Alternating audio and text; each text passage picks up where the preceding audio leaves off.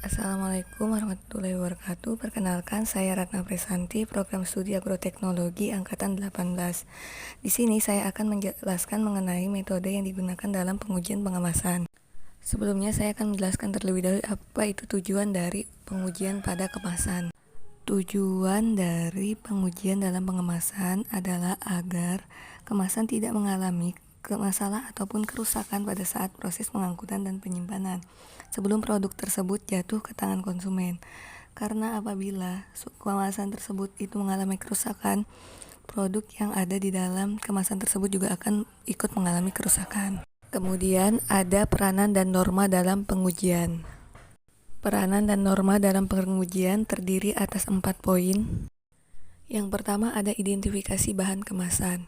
Identifikasi bahan kemasan ini dilakukan dengan melihat apakah bahan kemasan ini cocok dengan produk yang akan dikemas.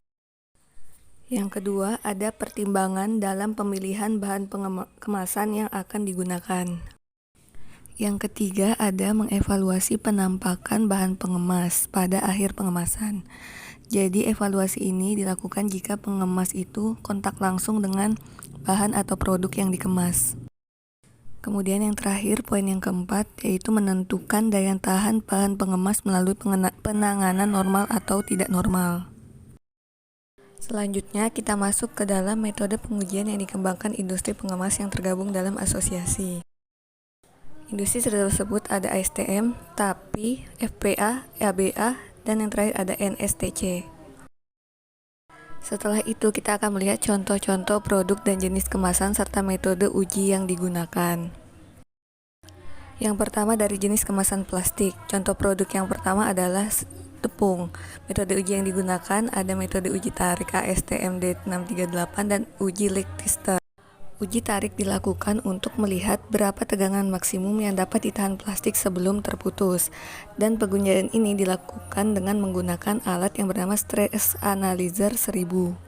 Lalu untuk uji kebocoran dilakukan untuk mengetahui tingkat kebocoran dari plastik, dan uji ini dilakukan dengan menggunakan alat yang disebut leak tester. Contoh produk selanjutnya adalah air mineral yang dikemas dalam botol plastik.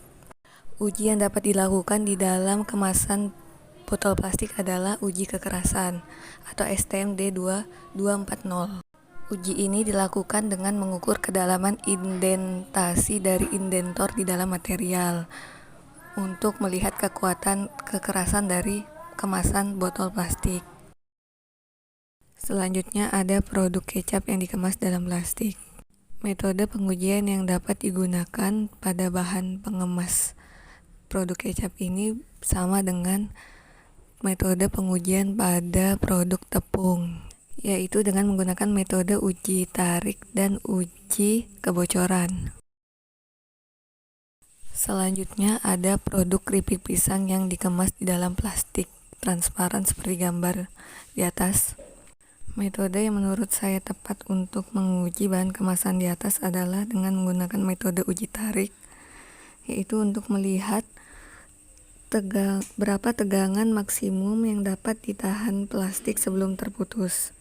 Pengujian ini sama seperti pengujian yang sebelumnya menggunakan alat yang bernama Stress Analyzer 1000.